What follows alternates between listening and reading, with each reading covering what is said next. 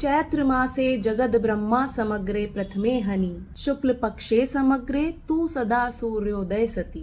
आप सभी को नव संवत्सर 2082 की बहुत बहुत हार्दिक शुभकामनाएं। भारतीय संस्कृति की पहचान विक्रम नव संवत्सर में है, ना कि अंग्रेजी नववर्ष में। आधुनिक सभ्यता की इस अंधी दौड़ में आज समाज की क्या हालत हो गई है, मैं आपको इस वीडियो क्लिप के थ्रू हिंदू नववर्ष की जो शुरुआत होती है कब होती है? पता नहीं। आपको पता है? नहीं। इस साल हिंदू कैलेंडर के हिसाब से कौन सा ईयर है, कुछ आइडिया है? ईयर? यस। नहीं, ये कोई तो आइडिया अंग्रेजी नहीं। कैलेंडर के हिसाब से 2025 है, बट हिंदू कैलेंडर के हिसाब से कौन सा वर्ष है? पता नहीं।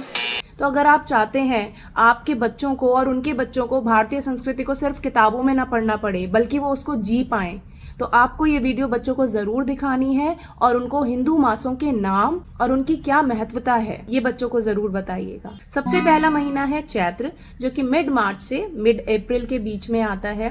चैत्र मास के साथ शुरुआत होती है वसंत ऋतु की, जो एक मौसम को बहुत ही खूबसूरती प्रदान करता है। नए नए फूल आपको हर तरफ देखने को मिलते हैं, पेड़ पौधे आपको ग्रीन दिखाई देते हैं, प्रकृति बहुत ही सुंदर दिख रही होती है। इसके साथ ही हमारे खास त्योहार, जैसे कि अभी नवरात्रि स्टार्ट हुई है, 9 रात्रियों का ये त्योहार होता है, जिसके आखिरी दिन रामनवमी श्री राम का जन्मदिन मनाया जाता है। दूसरा महीना होता है वैशाख, जो कि मिड अप्रैल से मिड मई के बीच में आता है। वैशाख के तीसरे दिन अक्षय तृतीया आती है, जिसे कि बहुत ही ऑस्पिशियस डे माना जाता है। कृषि का भी बहुत ज़्यादा महत्व होता है, किसानों के लिए बहुत इंपॉर्टेंट महीना होता है ये, क्योंकि नई नई फसलें आ रही होती हैं इस वाले महीने में। तीसरा महीना आता है ज्येष्ठ, जो कि मिड मई से लेकर मिड जून तक माना जाता है। ये महीना स्नान पूर्णिमा के महत्व, परिवार के महत्व, स्वास्थ्य और भलाई के महत्व से जुड़ा हुआ है। अब मैं बहुत ज़्यादा डिटेल में अगर आपको बताऊंगी तो वीडियो बहुत लंबी हो जाएगी। अगर आप चाहते हैं मैं डिटेल में बताऊं तो मुझे ज़रूर कमेंट करके बताइएगा। चौथा महीना है आषाढ़। चंद्र चक्र के आधार पर ये महीना जून या जुलाई में पड़ता है, और इस महीने के साथ साथ भारत के अलग अलग हिस्सों में मानसून शुरू हो जाता है, जिसे हम मॉनसून बोलते हैं, जो कि कृषि के लिए बहुत ज़्यादा इम्पॉर्टेंट होता है, किसानों के लिए बहुत ज़्यादा महत्व रखता है। पांचवा महीना होता है श्रावण, जो कि जुलाई या अगस्त के बीच में पड़ता है। इस महीने का अपना अलग धार्मिक महत्व है, और इस महीने में हमारे बहुत अच्छे अच्छे त्योहार आते हैं। जन्माष्टमी का त्योहार आता है, श्री कृष्ण जी का जन्मदिन, और रक्षाबंधन का त्योहार आता है। इस महीने में उपवास रखे जाते हैं अपने तन और मन की शुद्धि के लिए। छठा महीना आता है भाद्रपद, जिसको हम शॉर्ट में भादो भी बोलते हैं। यह महीना अगस्त और सितंबर के बीच में आता है, और इस महीने में भी हमारे बहुत खास त्योहार आते हैं, जैसे कि गणेश चतुर्थी त्योहार कई जगहों पर मनाया जाता है। 10 दिन का सेलिब्रेशन होता है। केरला में ओणम त्योहार मनाया जाता है, जो कि अगेन कृषि के महत्व से ही जुड़ा हुआ है। सातवां महीना आता है आश्विन, जो कि सितंबर और अक्टूबर के बीच में आता है। ये महीना भी कृषि के लिए बहुत इम्पॉर्टेंट होता है, क्योंकि इस समय पुरानी जो फसल होती है उसकी कटाई हो रही होती है, उसको काटने का मौसम आता है और नई फसल लगाई जाती है।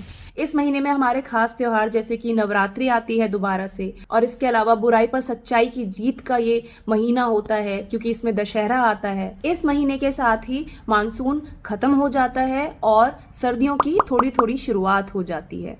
आठवां महीना होता है कार्तिक, जो कि अक्टूबर और नवंबर के बीच में आता है। महीने की शुरुआत शरद पूर्णिमा के अवसर के साथ होती है। इसमें हमारे खास त्योहार कार्तिक स्नान, दीपावली, गोवर्धन पूजा, ये सब त्योहार आते हैं। नवा महीना होता है मार्गशीर्ष, जो कि नवंबर और दिसंबर के बीच में आता है। ये महीना भी फसल के मौसम को मनाने का महीना होता है। विभिन्न सांस्कृतिक और लोक त्योहार मनाए जाते हैं। उसके बाद 10वां महीना आता है पौष, जो कि दिसंबर और जनवरी के बीच में होता है। इसमें भी हमारे सूर्य की दशा बदल रही होती है। मकर संक्रांति त्योहार आता है, पौष पूर्णिमा, एकादशी, ये त्योहार आते हैं।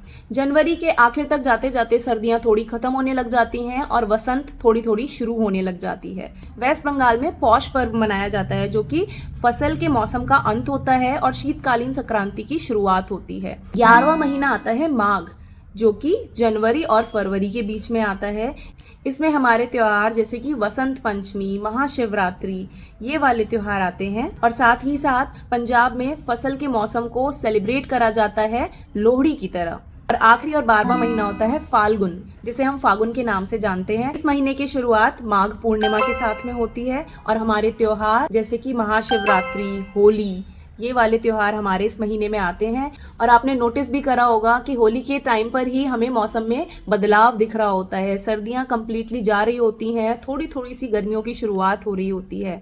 तो ये जो नई शुरुआत होती है, इसीलिए उसको नववर्ष कहा जाता है। प्रकृति बदल रही होती है जो कि सबको दिख रही होती है। और अगर आप बात करें इंग्लिश न्यू ईयर की, कुछ नहीं बदल रहा होता है उस टाइम पर।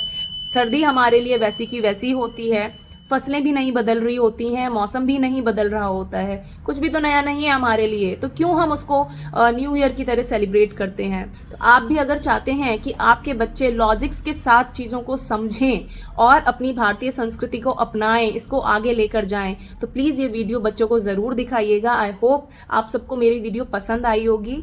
अगर पसंद आई है तो प्लीज़ मुझे कमेंट सेक्शन में ज़रूर बताइएगा। मिलती हूँ आपसे दोबारा। नमस्ते।